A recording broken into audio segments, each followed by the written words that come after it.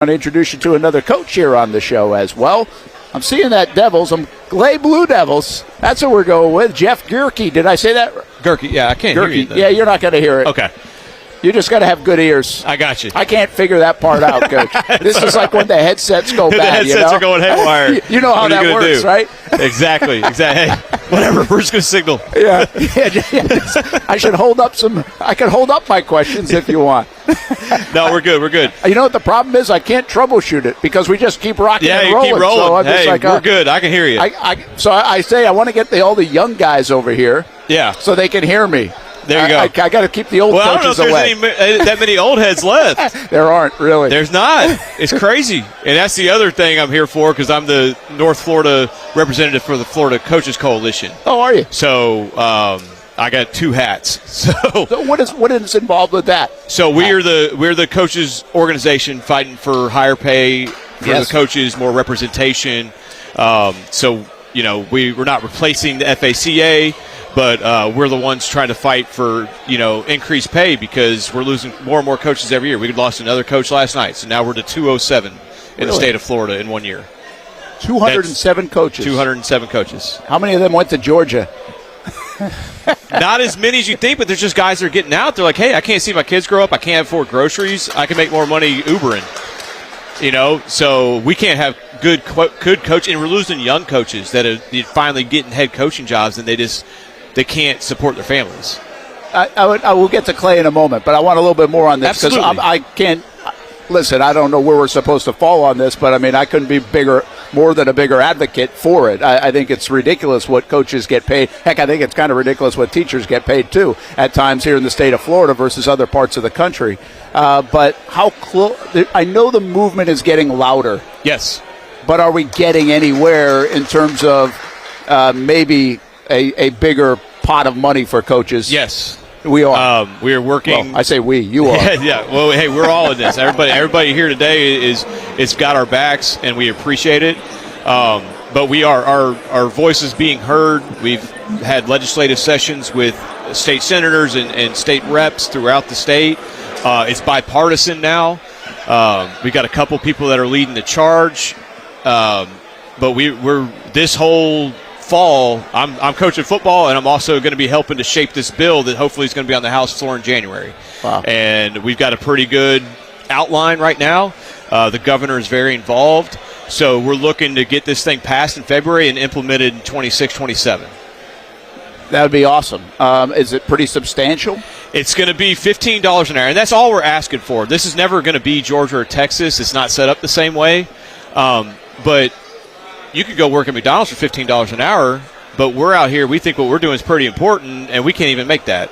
Yeah. And it's a long time coming, and it's not just football, and that's I think we've done a good job of letting everybody know this is going to take care of just about all the sports, especially the major sports. Is every coach not only will get $15 an hour, but the amount of hours they actually work. We all know we're working thousands of hours as head football coaches, assistant football coaches, but I'm there all summer, and so's my volleyball coach, and so's my baseball coach, and my soccer coach is doing workouts. So it's a year-round sport for just about everybody now, but we only get paid for the 3 months that we're technically in season, and that's just not right. It's almost illegal. And so all we're asking is not to be – we don't want to make $150,000 like these guys in Georgia. We'd love to, but – we should be able to make enough to support our families and not have to get second jobs because we're doing this because we care about our kids. We all went into this to serve the communities that we're in, but it's getting to the point now that people can't survive. They can't support their own family, and before too long, we're going to be in a crisis. Yeah. So that's the way it's looking.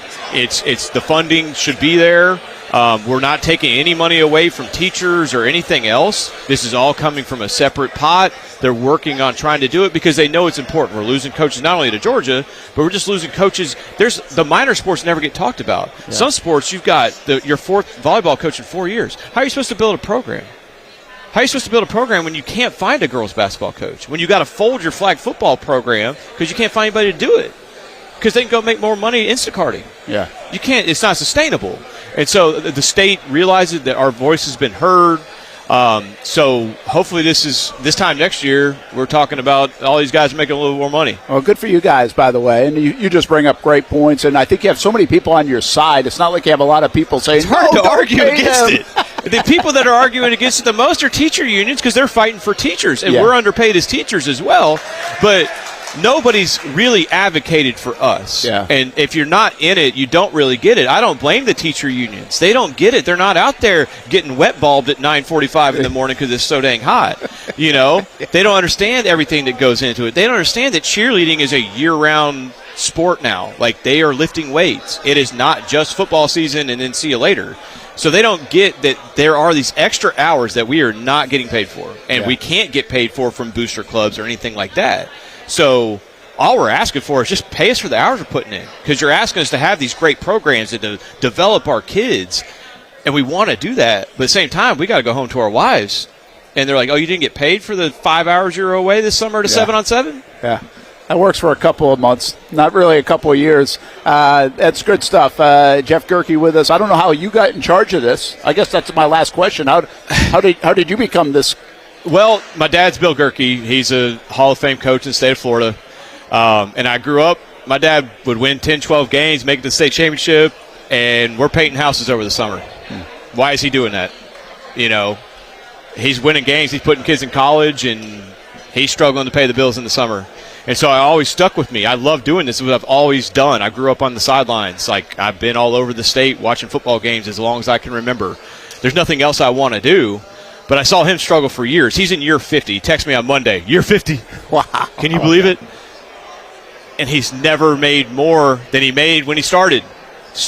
You know, in the late 70s, and he's still making the same amount. It's crazy. That hasn't changed. That's impossible. Yeah. Every job, even teachers, have made a significant increase in their pay. But yet, as a head football coach, you're lucky if you make $5,000. Yeah.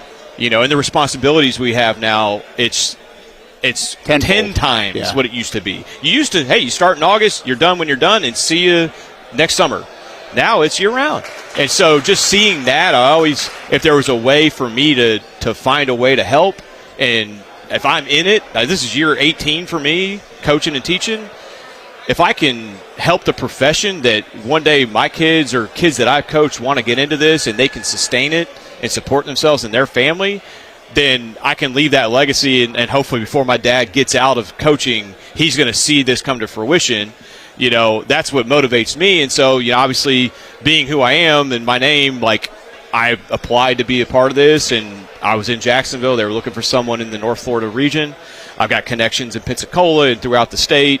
So it was a good fit. It's extra work, but it's if somebody's got to do it, every guy in this room would find the time if they were offered the same position. Yeah, hey, sports are important on a lot of different levels, so we got to keep our coaches and people. That number's amazing. And I've coached girls lacrosse, I've coached girls weightlifting, and all these guys have done that too. Absolutely. And if we don't fight for those sports as well, then it's all for nothing. Yeah.